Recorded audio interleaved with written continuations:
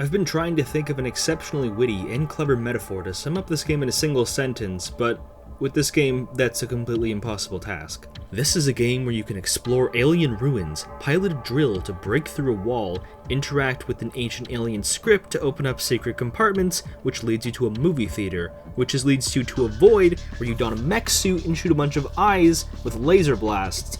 That leads you to a meeting with your therapist where she congratulates you on becoming a god, and the title of the game is permanently changed.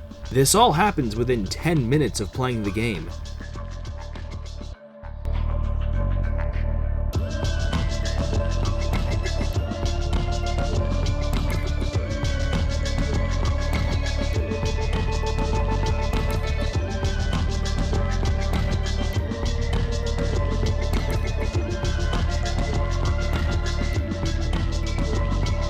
This is Indigo Parallel, an indie game released in November of 2022. It was developed by one single developer over the course of about 4 or 5 years, Chris Danlian. All of this, and this, and this was developed by one man tirelessly working on the Unity engine year on and year out. If you take anything away from this video, it's to buy and play this game. I don't care if it ruins my watch rate. Go buy this game on Steam right now, because it's so much better of an experience to play it and be completely blindsided rather than me explaining anything at all. But I don't mind explaining it to you.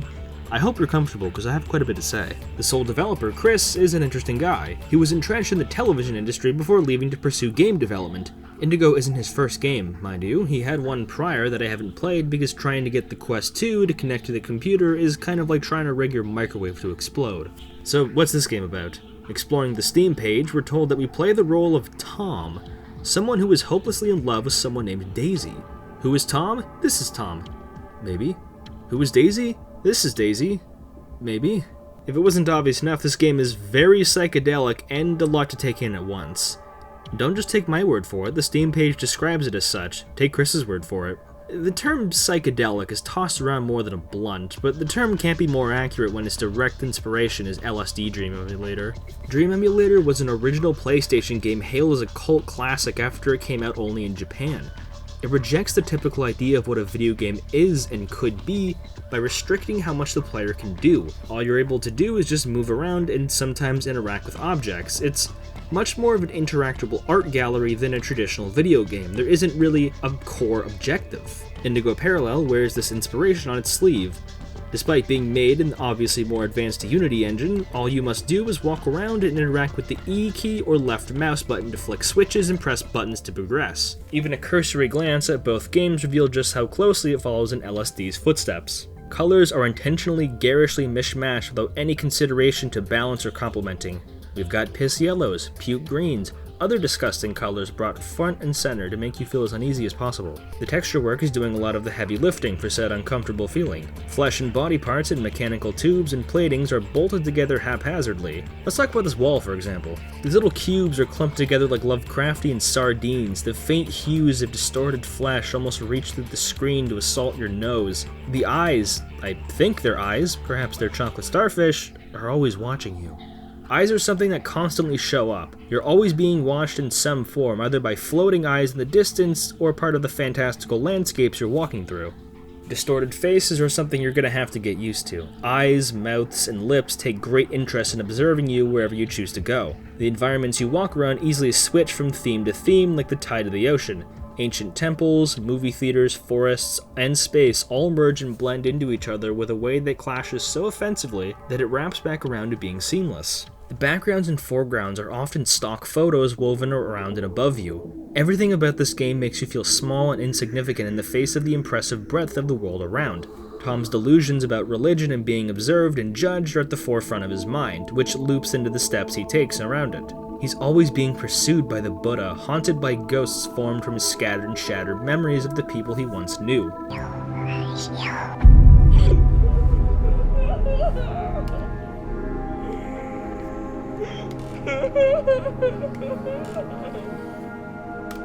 Something about how intentionally low poly everything is makes everything feel uncertain. Like you don't quite know how to picture everything and you have to use your imagination to try and piece it together. It's not that high graphics quality is something of a detriment for the themes and visuals presented, but I feel that's something a lot of games kind of lose. having to go with the flow and build upon what's almost there versus having a nearly accurate picture of what's going on. At least that's how I feel. I didn't grow up with a PS1, so this exact graphical style isn't something I have any real nostalgic attachment to. I grew up with the Game Boy Advance and PS2, so I enjoyed teetering the line of the peak of the sprite arts on the handheld and the bridge between the low poly 90s and more realistic proportions and details of the mid 2000s. But somehow this game makes me feel nostalgic for an era I was never even a part of. There's something so palpably poignant about the world Chris was able to craft that makes me appreciative that I get to walk around in Tom's shoes and experience his world, and homesick for a place I've never been to. It's all haunting to experience. Seeing the inside of Tom's mind just reminds us of how human we all are, and how inhuman it can look from an outsider's perspective. It's darkly immersive in a way very few things in media tend to be. However, the stellar visuals are not the only contributing factor to that immersion. Rather than explaining how the music sounds, I'll just let the clips speak for themselves.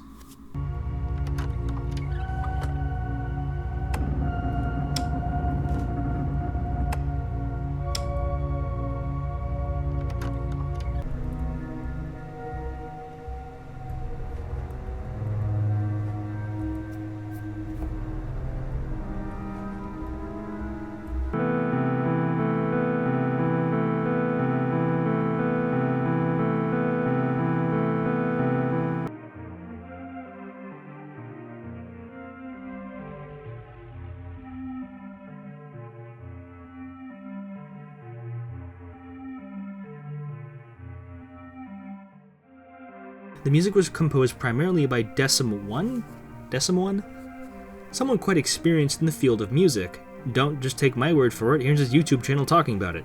Hi, future Peter editing this. I was planning on having a whole segment commenting on a video I'm pretty sure was on his channel talking about the music making process and what instruments he used and whatnot, but for the life of me, I cannot find it. I did not have the foresight to archive it just in case. A moment of silence for the monumental bra moment that has occurred. What I can say about the music that is good, really good. Putting it lightly, Indigo Parallel, or IP for short, makes good use of its 3.5 hour total runtime album length for a very, very interesting experience. Along with each area looking different, it also sounds different. There's a unique track for each location, which does wonders for feeling distinct from one another. Several maps even have the music change during gameplay progression as well. Making such a large album for such an independent game is no small feat, much less making it all consistently unnerving to listen to on its own. We've established the general vibe and feeling of playing the game, but how does the game operate? Only being able to interact with some buttons and running around doesn't sound too scintillating, but let me reel you back in by explaining it draws heavy inspiration from how the Stanley Parable plays. How do Stanley Parable play? I have no idea, I've never played it. Let me try and explain. You always start a playthrough in the same spot. This little industrial locker room. This is a game highly dependent on your choices. Which path you take and how you choose to interact with objects determine where you end up. Sometimes small choices at a computer terminal determine what areas you must crawl through, which determine what ending you'll get, and how you'll get it. There are 3 endings, I'm pretty sure there's 3 endings, but they don't play out in the same way. This ending here will either have you be addressed by a stock photo eye monster of a man or a woman determinant of how far you are in the game and what events you've checked off. To punctuate my point, if you get this ending under any circumstances, the title of the game outright changes from Indigo Parallel to Indigo Perpendicular, and it stays like that until you reset your game from the main menu. For the love of John, do not accidentally press this button unless you know exactly what you're doing, or start back from square one. Do not make the same mistakes I did. The word non-linear is thrown around a lot because of Steam's lack of quality control for indie games, but with this game, I think there's really something to be said about how it runs with the concept. It runs like these TV guys on legs. Your runs start out the same, but with more events and endings experienced, you can shorten the distances between different events, and have events that were previously discoverable change positions and layouts. Places you've seen many times hold new items you can interact with. Puzzles will be different, there will be a new object or item to touch that challenge how much you really know about the area you thought you explored fully. Things are never the same twice. That is the design philosophy I want you to become very acquainted with. Take it out to dinner, take long walks with it on the beach, get married to it. You can only get so comfortable going through the game because you absolutely don't know what to expect from it at any given moment. and it works phenomenally well with how you can start back in the same room and see how the room is altered and changed by your events. If you're wondering what actions lead to which exact outcomes, you are on your own. I honestly have no idea. You should either ask the developer himself or just play the game and find out. Or a flowchart. You might want a flowchart, that helps too. This is a game begging to be explored from top to bottom and critically analyzed. I've alluded to many times the lands we explore, the mental manifestations of Tom, but we don't really know anything about Tom, do we? What are the environments and the characters in if there isn't any story to tie it all together? As you'd imagine, the narrative is just as scattered and delightfully delirious as the world created, so let me explain. I've shown what Tom might be, but who really is Tom?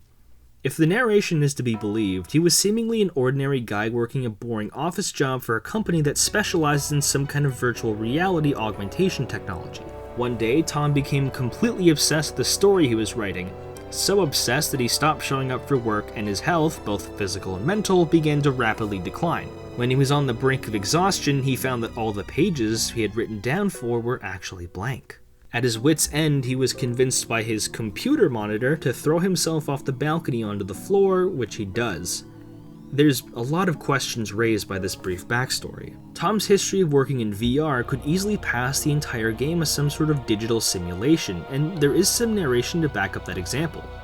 However, there is just as much, if not more, evidence to side with the second theory, that Tom is experiencing a severe mental breakdown and it all has to do with Daisy. Daisy is the woman Tom is furiously infatuated with. We can hear conversations with her and Tom about needing him to take some kind of prescription pills, which heavily implies that she's either someone incredibly close to him and would know that kind of information, or some kind of psychologist prescribing him. We know those two are close enough to the point where they can know intimate details about each other's lives, so perhaps Tom's worsening mental condition is presenting tremendous strain on their relationship, which takes his already worsening headspace into a much more scatological direction. The story is about as confusing as you would think it is for a game like this. The LSD of its PS1 inspiration has been swapped out with whatever antipsychotic pills Tom's refusing to take. Or he might be taking them, I don't know. You must understand that every piece of evidence that leans one way is counterbalanced by another piece of evidence hinting and implying the complete opposite thing. It's all a very roundabout way of saying, if you were expecting this to have a linear story, what were you thinking? I must tell you that I've shared maybe 1/5 of what the game has to offer in total. I've talked about one ending and a handful of the different locations the game has to offer. I would be remiss if I didn't keep some things secret so I can entice you to play it on your own time. The secrets. Oh yeah, the secrets! There are so many different secret areas and items to find that are all hinted at with a Steam achievement and nothing else. I've gotten all the endings and seen about 3/4 of all the locations, but I haven't even gotten most of the achievements. There isn't a lot of documentation on the game, given its obscurity, so who knows?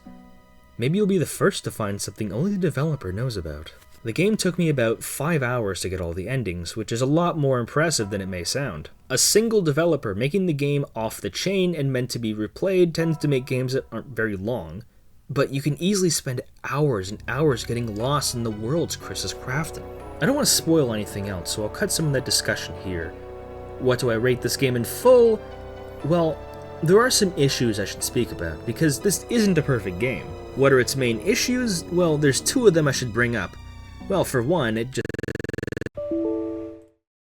Yeah, the technical issues are something that might depend on your machine, but for me, trying to get some things to work proved very tricky. The game ran fine on its default settings of 60 FPS and high quality textures, but for some reason OBS would not record longer than 1 minute of usable footage at a time before it instantly got bottlenecked. Shadowplay was how I got most of my footage, but I must warn you the game can be a little unpredictable. It isn't uncommon to sometimes experience bugs or just the game outright crashing, which might be hard to document because of the game's nature. There was one part on the screen that I kept shaking that if I moved my mouse it would shake, but I had to keep moving it for 5 minutes, and to this day I honestly don't know if that was intentional or the bug just kept me from progressing. Outright game-breaking bugs are few and very far in between. The game's frequent autosaves mitigate your progress being wiped or halted, thankfully, and Chris continues to make regular bug fixes update to this day. I sort of expected some things to be rougher on the edges given the game's solo nature, but it's still a little frustrating nonetheless when you're incredibly immersed in an area then the whole program freaks out and you must try and remember how to get back there and try and redo the puzzle. The second issue I have is a little bit more subjective. As much as I admire the inspirations it takes from LSD and Stanley Parable, they do sometimes feel a little on the nose. Last week on my community posts, I've been posting out of context screenshots, not that the context would make it any more explainable, and just about everyone assumed I was covering LSD Dream Emulator. So it wasn't so much that it was taking gameplay inspirations from LSD as it was just kind of lifting some things directly from it. I mean, you see the Gray Man at some point, it's a little obvious, which might not be everyone's cup of tea. This is a game following in the footsteps rather than carving out a 100% distinct identity for itself. I don't mean to imply it's some kind of copycat, but just to explain that it wears its inspirations on its sleeve, which I don't entirely think is a bad thing. Not everyone is looking for brand new experiences. It's totally okay to be comfortable indulging in something you already like. I haven't personally played Stanley Parable, but from the testimonies from my friends who have, they said it's pretty similar narrative structure-wise. What with starting off in a similar area and having branching paths and endings and decisions that massively impact your further playing experience. Oh yeah, Indigo Parallel has achievements too. Not a whole host of them, but enough to point you in directions you might not have seen otherwise. Honestly, those are my two biggest issues with the game. I think that Indigo Parallel is an incredibly strong and underappreciated game that deserves so much more love than it currently has. The game teaches us not to become too self-absorbed in our own heads, to not neglect the real world in favor of our fantasies because it's easier to retreat to somewhere when we have the full control. The hostile and puzzling lands of Tom's mind could easily represent his confusion and inability to connect with people, but also himself. The human mind can be a beautiful, creative organ, but it can also be a terrifying, isolating organ. How we're able to see the world might not always be in our direct control. But sometimes people just need to speak to each other and take something that puts them where they need to be. Doing the best they can do by being the best they can be. Tom isn't being granted the ability to sustain a happy, positive life because of his invasive delusions and growing misopathy. But most of us are granted with that. We can put it to good use by understanding ourselves and the world around us, and if we can't, that's what other people are there for. Don't be Tom. Be yourself. And Indigo Parallel kind of helped me realize that. At the end of the day, standing where I'm standing, flaws and all, I must rate Indigo Parallel 4 out of 5 stars. Hats off to you, Chris. I'm delighted I got to experience this game blind, and I can only hope that others heed my words and felt what I felt by playing the games themselves. It's my goal with this channel to talk about and play as many strange, unnerving, and creepy games as possible, so stick around the channel and stay tuned for more weekly uploads. Until then, have a lovely rest of your day.